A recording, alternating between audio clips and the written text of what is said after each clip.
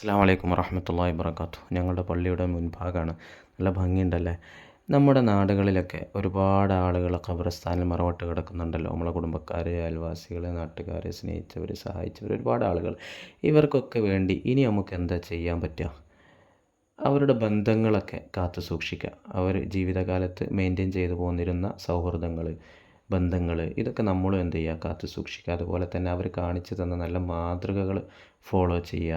അവർക്ക് വേണ്ടി നിരന്തരം പ്രാർത്ഥിക്കുക. ഇതൊക്കെ അവരെ പറ്റി നല്ലത് പറയുക. ഇതൊക്കെ അവർക്ക് വേണ്ടി ചെയ്തു കൊടുക്കാൻ പറ്റുന്ന ഒരുപാട് കാര്യങ്ങളിൽ ഒന്ന് രണ്ട് കാര്യങ്ങളാണ്. നബി സ്വല്ലല്ലാഹു അലൈഹി വസല്ലം തങ്ങൾ ഒരിക്കൽ പറഞ്ഞു, ആരെങ്കിലും മാതാപിതാക്കൾ മരണപ്പെട്ടു പോയിട്ട് വെള്ളിയാഴ്ച ദിവസം അവരുടെ ഖബർ സിയാറത്ത് ചെയ്യുകയാണെങ്കിൽ അവൻ ഹജ്ജ് ചെയ്തവനെ പോലെയാണെന്നാണ്. അപ്പോൾ തന്നെ നമുക്ക് അതിൽ നിന്ന് മനസ്സിലാക്കുക ഇതിൻ്റെ മഹത്വവും വലിപ്പവും. പിന്നെ മരണത്തെ ഓർക്കാനും ഇത് ഉപകരിക്കും. അതുകൊണ്ട് ഖബർ സിയാറത്ത് മുടങ്ങാതെ അത് ശ്രദ്ധിച്ച് മുന്നോട്ട് കൊണ്ടുപോകാൻ അള്ളാഹു നമുക്കൊക്കെ തൗഫീക്ക് ചെയ്യട്ടെ.